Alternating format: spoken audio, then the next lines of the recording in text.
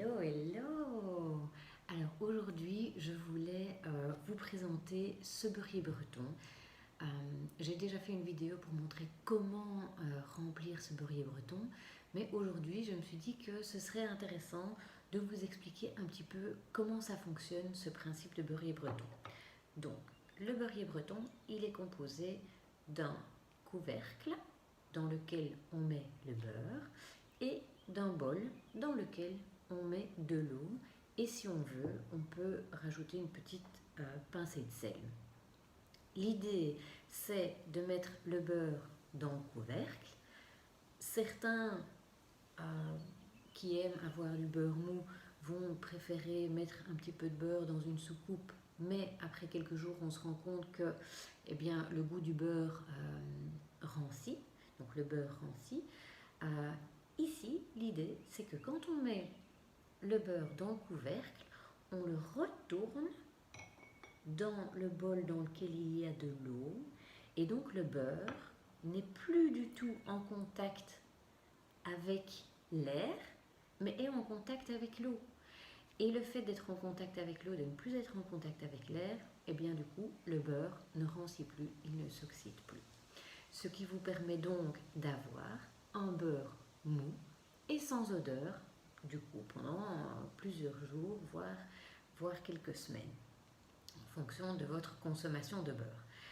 Ensuite, pourquoi le beurrier breton? Eh bien, tout simplement parce que ça permet d'alléger votre frigo, puisque le beurrier breton ne rentre pas dans le frigo. Vous pouvez laisser dans une armoire ou simplement à l'extérieur sur votre plan de travail.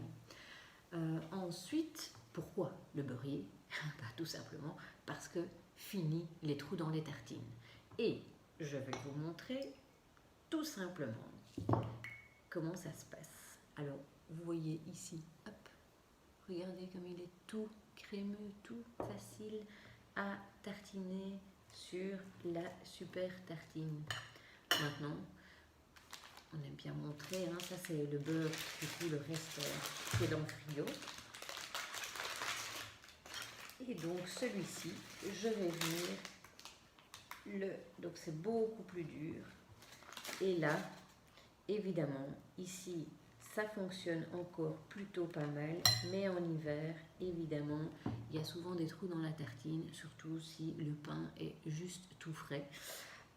Donc voilà, ça c'est vraiment pour vous montrer l'avantage du beurrier breton. Et surtout, lorsque vous faites des pâtisseries et qu'il vous faut du beurre tendre, au lieu de le prendre du frigo, de le faire un peu réchauffer ou de le laisser à température ambiante, il est directement disponible pour vous. Alors, un beurrier breton, oui, c'est sympa, mais s'il est beau, c'est encore mieux. Et donc ici, là, moi je vous propose de faire des beurriers bretons en fonction de votre décoration. Donc vous pouvez choisir la terre et l'émail que vous voulez. Je travaille avec plusieurs terres différentes, avec de la porcelaine, avec de la terre blanche et avec de la terre rouge et aussi avec de la terre grise. Donc ça nous fait 4 terres. Et puis sur ces différentes terres, vous pouvez choisir votre couleur. Et évidemment, en fonction de la terre, la couleur va légèrement être différente. Donc si par exemple on prend de la porcelaine avec une terre blanche,